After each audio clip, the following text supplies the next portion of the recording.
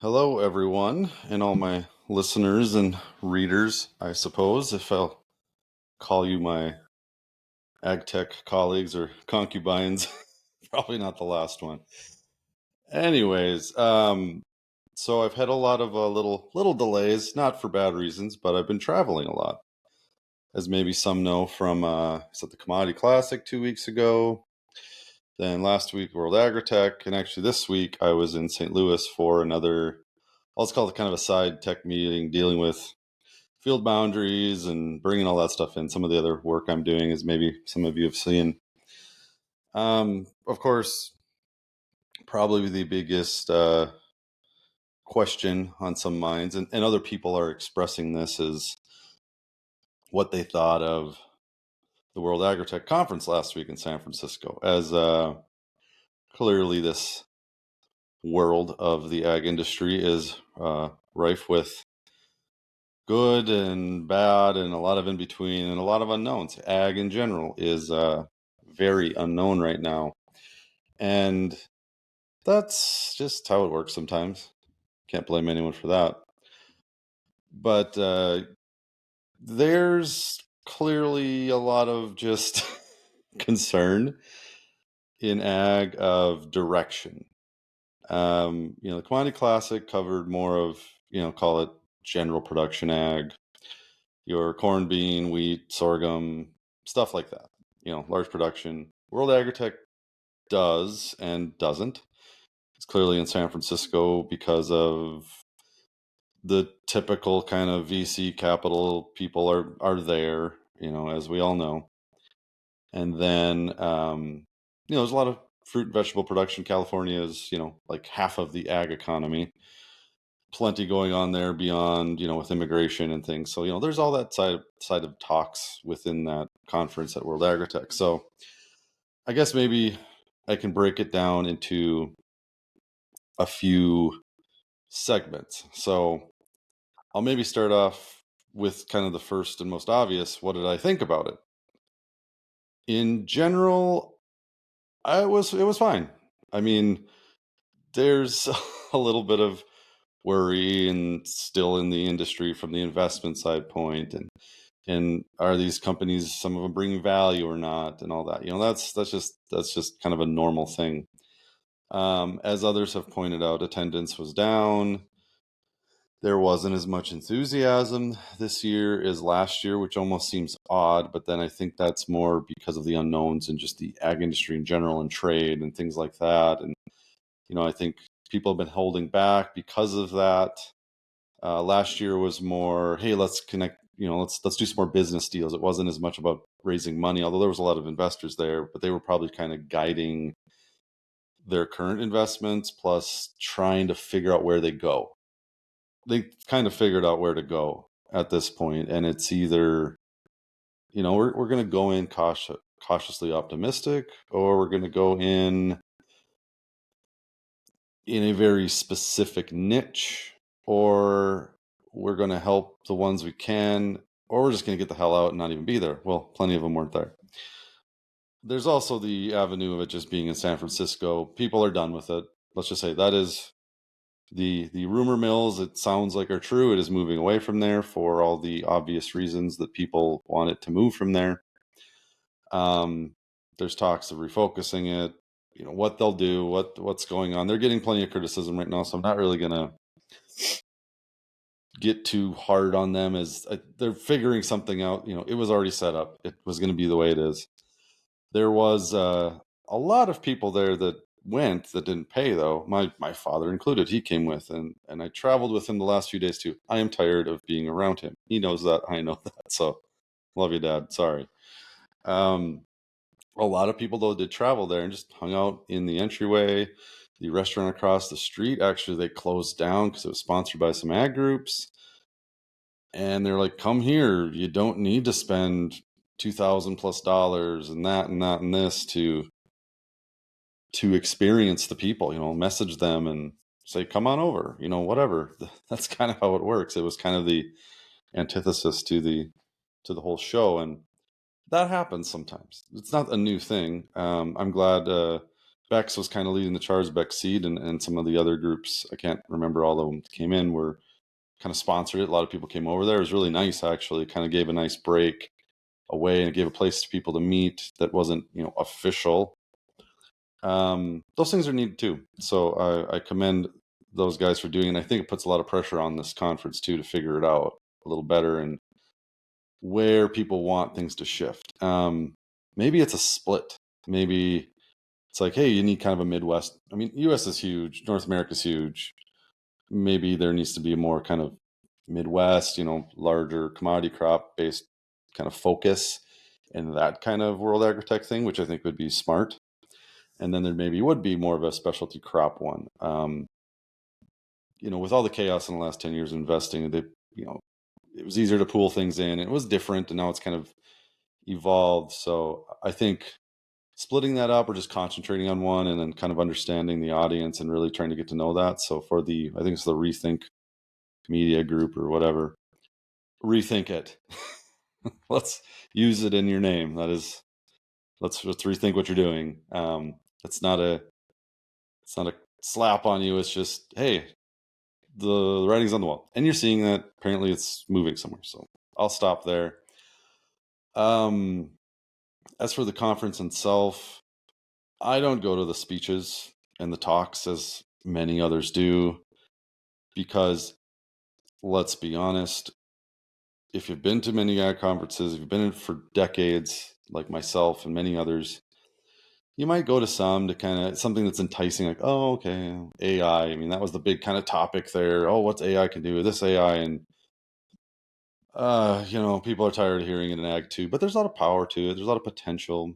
There's also a lot of fluff and hype and crap to it, just like in the rest of the world. Oh, you type in this and it'll create your own new farm management software for you, or it'll create this new thing for you, this new code, and they say it's a year away from doing it. Well, that's all bullshit, really.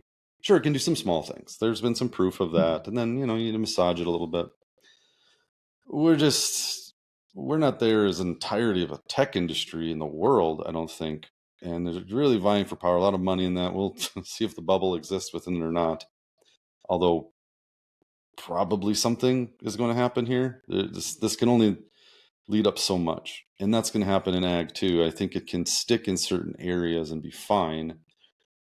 But just like everything else in ag tech that everyone's learned, is it's slow. Ag is slow. It's methodical. Even if there's a newer process that seems like it's more efficient and it helps. Oh, this data, this sensor, this analytical process, adoption is still slow. And there's still a lot of skepticism. There's a lot of burnt out people, heck, myself included, and this is what I do for a living. I get burnt out on the rhetoric. That's why I don't listen in on some of these things. And at World Agri-Tech, the problem is it's pay to play and to pay to speak. I get it, though in ag, it's a weird, there's a balance. They need to bring in more people that are just people that are experienced, knowledgeable, have a personality. I'm willing to talk there if you'd like me to. I will try to be as nice as possible. So there's my call out for next year. By all means, I'll just lead a panel. I'll be nice. I'll barely swear. And I'll barely make fun of people. Just a little bit. Though most of the people talking there, you had to have a booth, you had to do a sponsorship, you needed to just pay money. And that takes the air out of the room, especially in an economy like it is. And I get it. You got to pay for the hotel, you got to pay for the food and the drinks and all this other stuff. It's a tough balance. That needs to change, though, because what happens is, only the bigger groups or well-funded or corporates come in and talk, or those are the ones that are invited for free. And, corporates can only talk about so much stuff. Big companies can only talk about so much burgeoning things and really dive deep because, they're judged more harshly. And so it's kind of the same talking points. Oh, you use this and we get this. Oh, investment is this. Oh, this is this. It's the same story over and over again. And it always has been little variations of it. I more try to feed in from the reactions of what people said that went to them that are also kind of like me. They're like, well, I went in to kind of just get something from it, and this is what I got, and it's the same thing I've been hearing everywhere anyways. Why spend this much money to hear the same thing you can get for free on the internet, or you can make a message or an email and hear the same crap? That's also the problem. People do want to get together and meet. They really do, because they want to figure stuff out. They want to meet face to face. They want to get in the weeds, see people's reactions face to face. That's why I went. And I was also, kind of pushing some other things and newer things I'm dealing with and part of. Those things are important to shake a hand. So those are needed, but paying that much is tough. Why a lot of people didn't. Anyways, so all the speaking parts, I don't really know. Just looking at the boards and the agenda, nothing popped out at me of saying, oh my God, I need to listen to that person. Nothing did. So I guess for next year, find out the people that is that can grab some more attention, that maybe get into the weeds a little more, that aren't afraid to say some things. Like I said, I'll raise my hand, but by all means, you don't have to have me. And there's others like me that, sure, bring them on, whatever. I don't care. I just want a better experience. Other people want a better experience.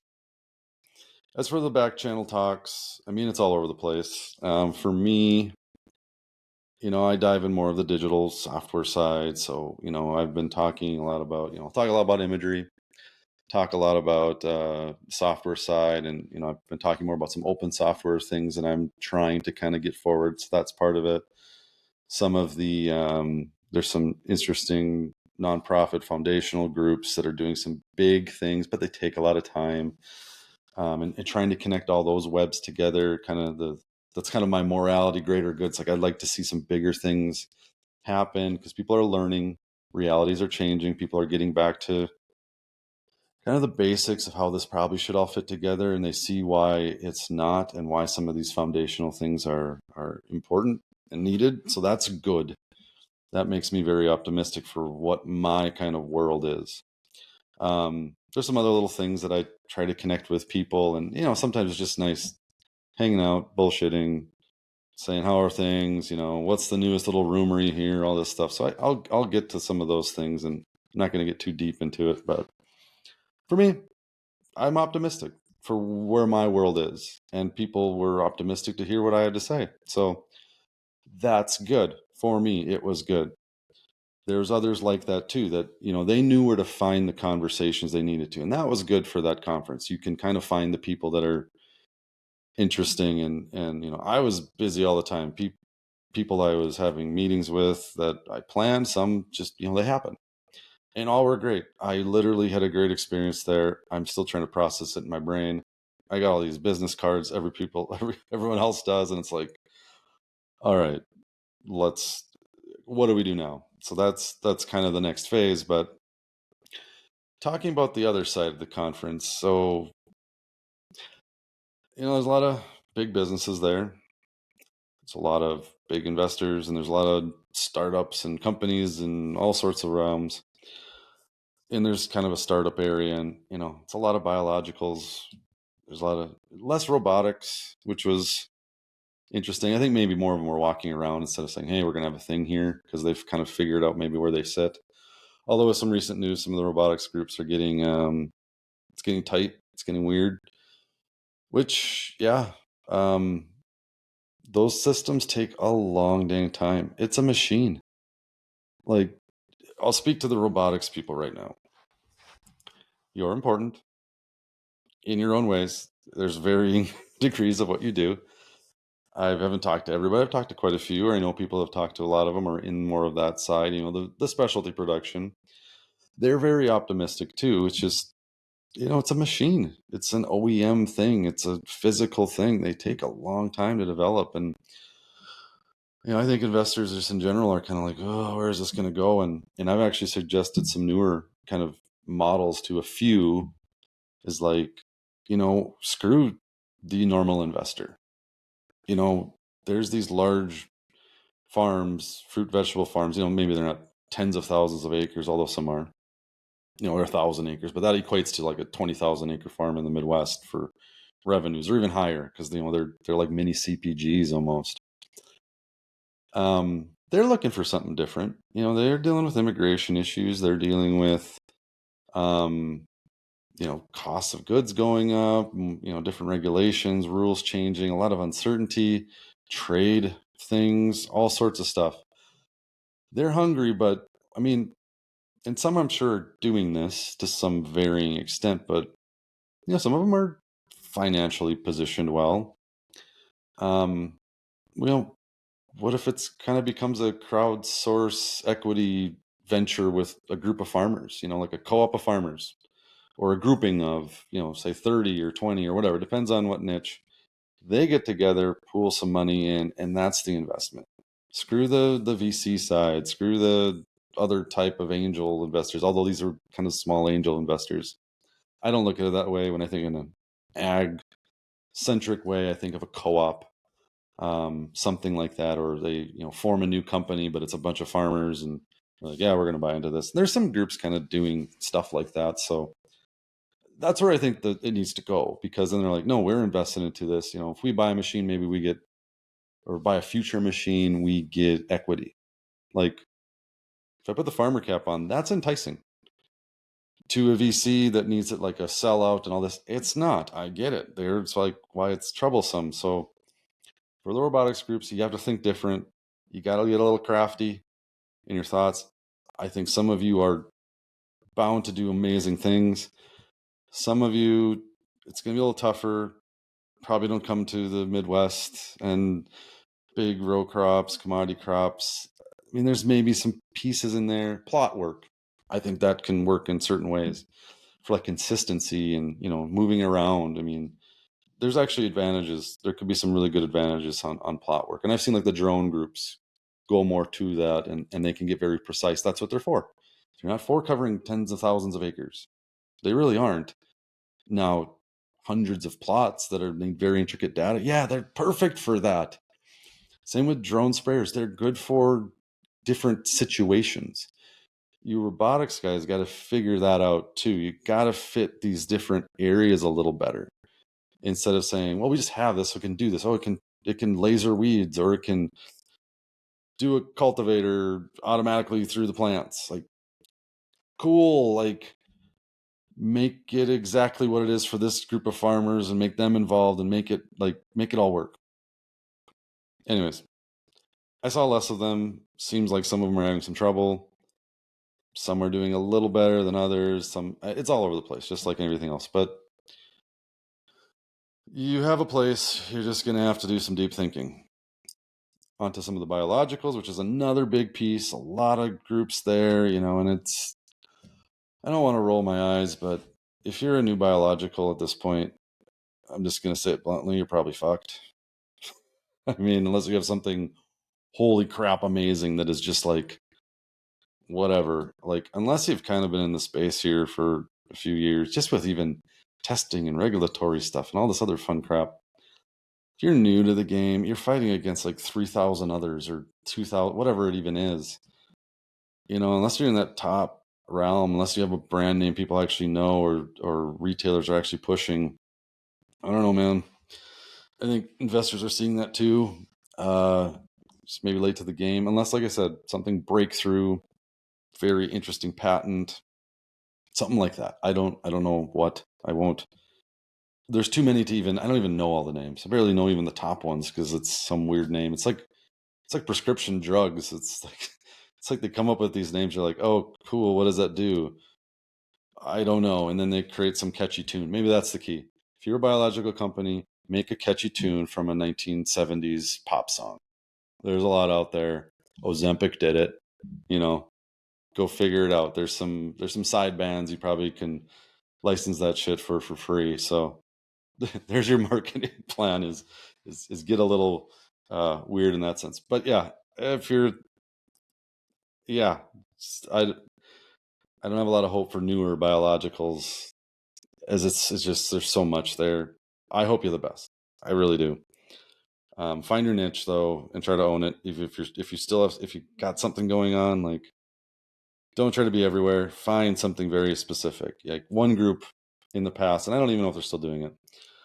I was like, yeah, you could go for soybeans and you could go everywhere. Sure, I get it. Scalability. Oh my God. The TAM. Oh my God, the TAM. Total addressable market. My God. What a billionaire's dream. Well, it's everyone else's dream. And I said, I was like, look into edible beans. No one's doing a biologic for edible beans. Maybe they are now, and maybe they actually are that group. I hope so. Maybe they didn't get traction. I don't know. Those are the types of things. Like, find that kind of unique thing. Oh, your potatoes, but just for French fries, just for this group, or you're this specialty wheat, but that wheat goes towards some sort of CPG where they can kind of tie it in with a larger plan. Like, that's probably where you can actually fit. And then you can be unique, and then you sit within a very defined product area, and then the marketing's easier and the story's better.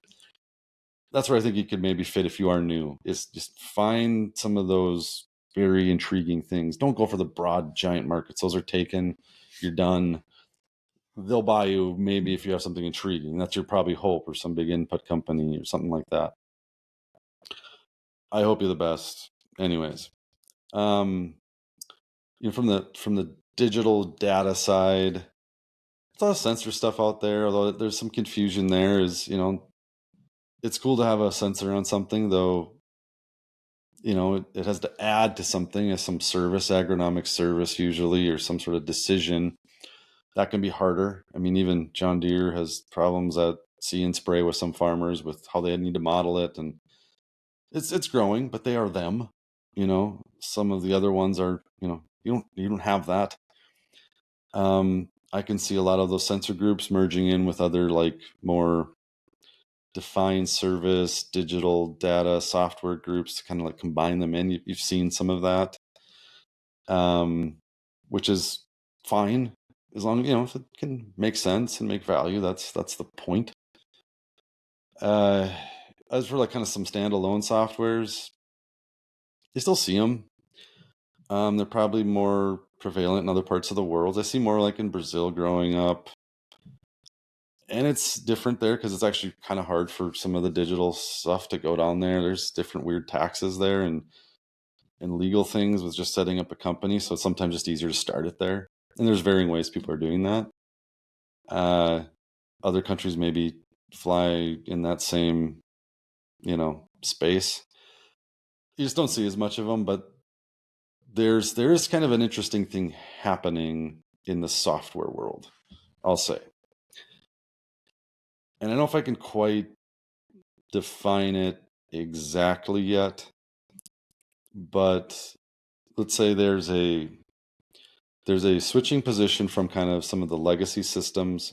There's very legacy, then there's like legacy that started getting developed, I'll say 10 to 15 years ago, or maybe even 8 to 15.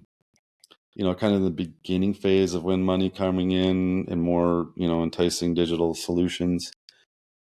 Then there's kind of these, fairly new groups, 5 to 8 years that kind of really, exploded, got tons of money, and a lot of them gone away.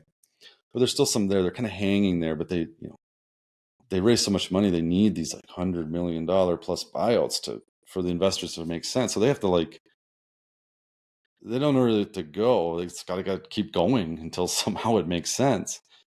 The very legacy groups are actually probably in the best position because they can kind of just dictate where they want to go. Some just are done and say, "Oh, I'll just retire. I'll sell my thing," or "I'm just done."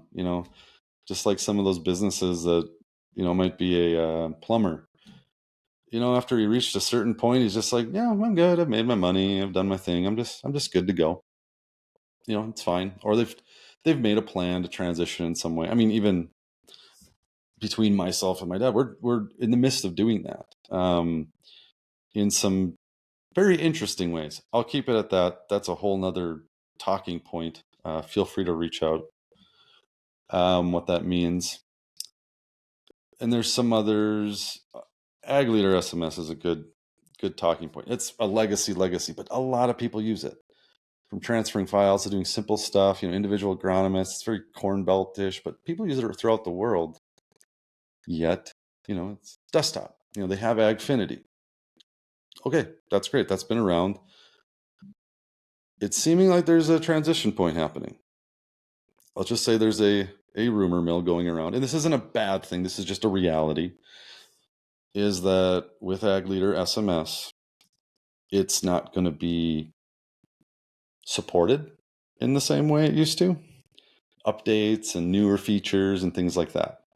All of that is going to Agfinity, and SMS will kind of just run on its own. People have a copy of it. They have a copy of it. It's kind of like what is it? Windows X? No, that's not right.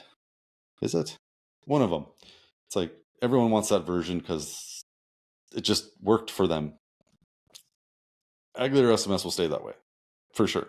There's even older versions of like FarmWorks and SST out there, I think, that people are still using. And, as long as it works, it works. Like, heck, one of our older versions was used up until like a few years ago, and it was built in like 2006.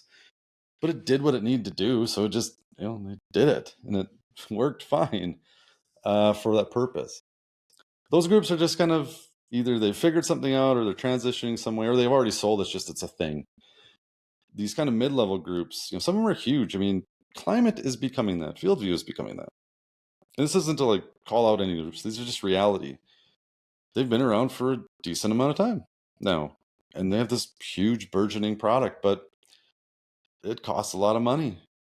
And Bayer is going through a lot of transitions, as with every input company and large ag company, with everything happening. So how they're going to manage that and deal with that, because those digital services, those big things right now, you got I John Deere and Case and Agco have their things. They bought legacy systems from like Raven and Trimble, and they're trying to figure all that out, and how's that, what works for the future, what doesn't, what stays kind of legacy.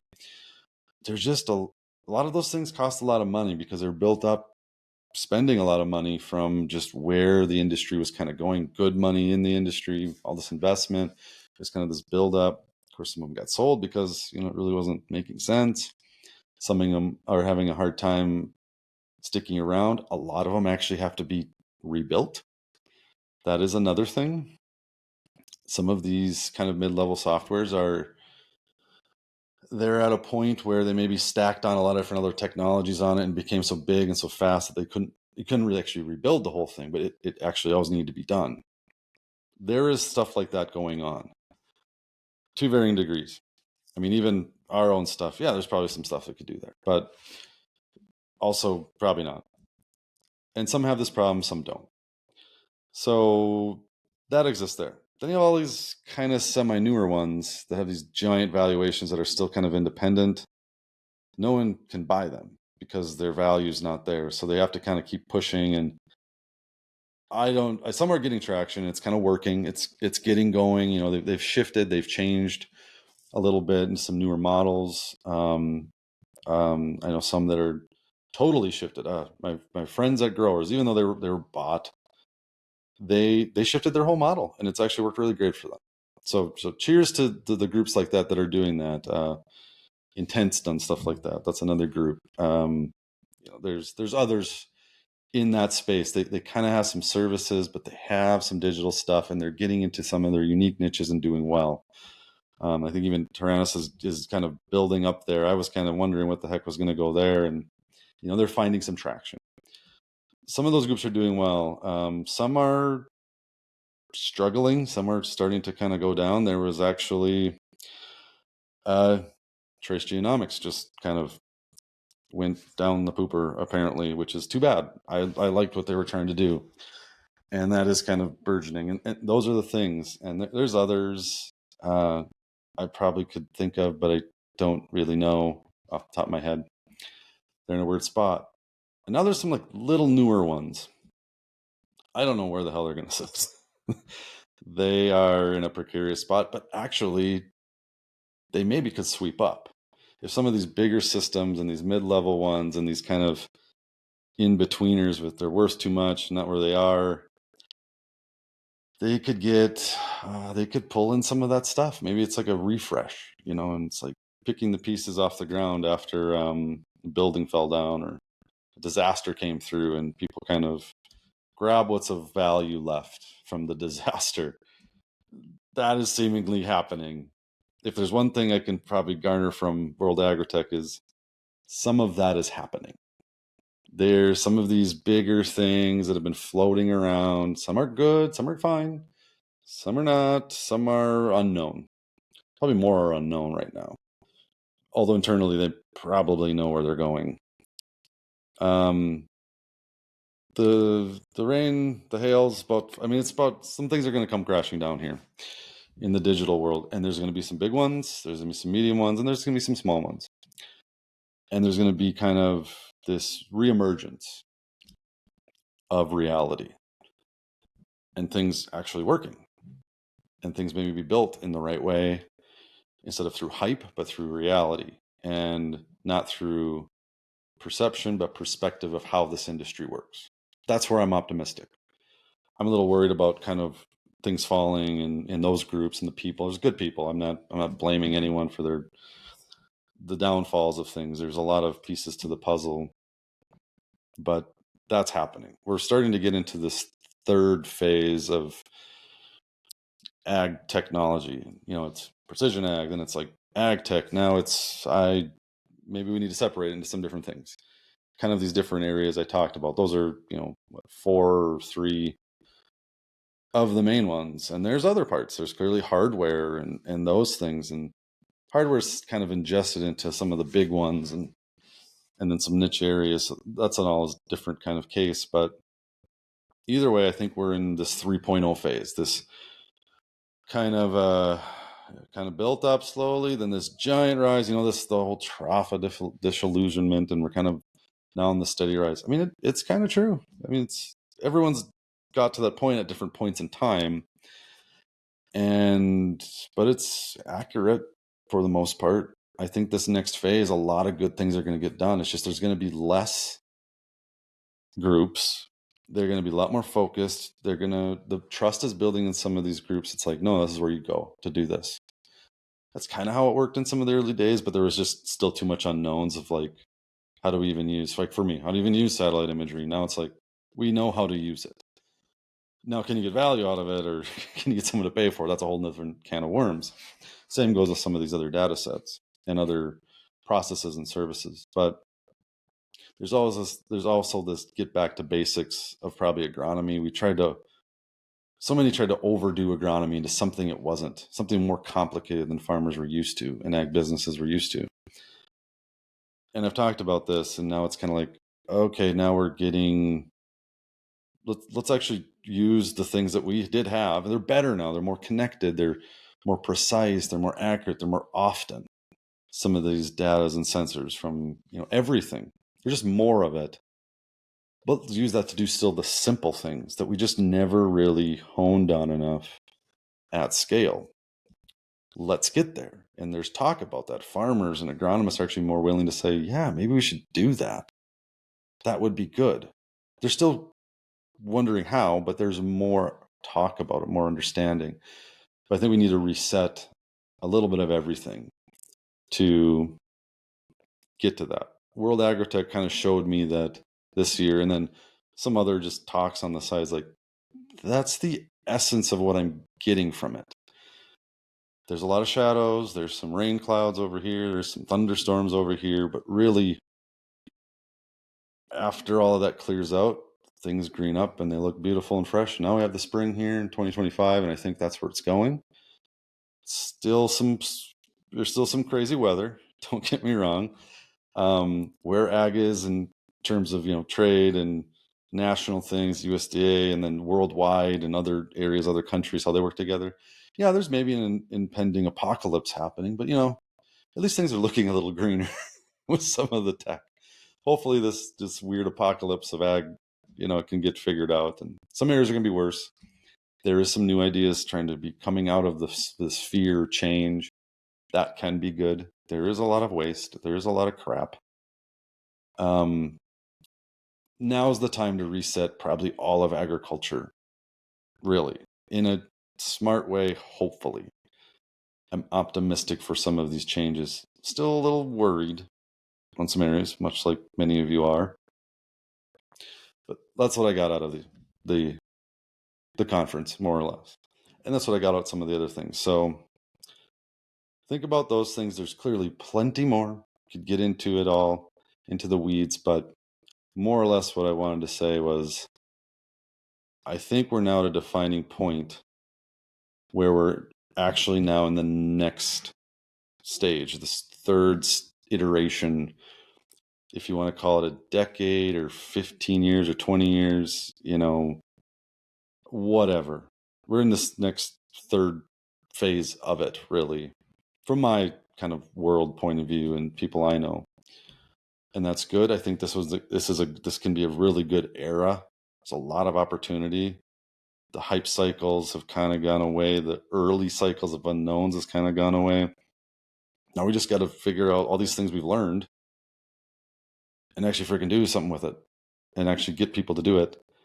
And this is going to happen more too for this other piece in mind is older farmers transitioning away from farming. That can mean a lot of things, as many talk about. Farms getting bigger, farms getting more specialized. Where is this going, that going? All of this is coming together at the exact same time within like a 15, 20-year space. This can be the actual start of kind of this golden age of digital technology growing up and growth and the tech side of it kind of intertwining into it's just part of agriculture everywhere. That's where it's going. We're ready. I think everyone's ready. So I guess you have to answer yourself, where are you in that phase? I know I'm ready. I'm building up to some crazy, stupid, cool things. And if you want to talk to me about it, by all means, you can get a hold of me. It's easy to do. Others are there too. Others are getting there. If you actually are more in a depressed state of where stuff in your ag tech world is right now, that sucks for you or your group. Now you can rise out of that. There's, ashes and things can grow and all the fun stuff about phoenixes can happen. But you'll need to rethink that here soon, or you're just out. You need to have a different plan, or you're probably out. Like, I'm optimistic because I can see all these things coming together and then talk to these people, and others are there too. And I see that, and it's like the ones can see it, feel it, and believe it. The ones that can't it's going to be tough. And maybe those people just have to switch out of ag or the tech side, or, do something else that they find fun or love to do, whatever it is. That's where it's going. If you don't have a plan in how that works, then either figure it out really fast or get out of our way for the people that want to do it. It's simple as that, really. Anyways, I've gone a little over what I usually try to keep it around 30 minutes, but a lot to talk about. I could go on. I'm going to end it for now. I'm going to try to write this all up too in some fashion. I'll get there. Hopefully this will be out when I said I was going to get it out. As for that, I would love your comments and questions, either on, YouTube where it's at, or the other channel. Just message me. I'll post stuff on LinkedIn. I want to get your thoughts on everything I'm talking about and all the other people are talking about. That is the point. That's it. We need to talk to each other about how this stuff works. And I think we're getting better at it. That is the other big thing. Before we kind of was on our islands, now we're kind of all communicating and connecting better. That's good. That's why we're getting to where I'm saying we're going. Let's figure this shit out. It's about time. I'm tired of all the other old stuff. I'm literally tired of it. I'm getting ambition to help fix it where I can. Others are getting there. Either you get on the train or you get the hell off, because it's moving. So that's where I'm looking at it today. And I got that from World Agri-Tech. I hope you did too. If you didn't, I would still love your perspective on it though, because everyone's situation is different. So that's all I got for today. Thanks for listening, and we'll see you next time. Thanks, guys.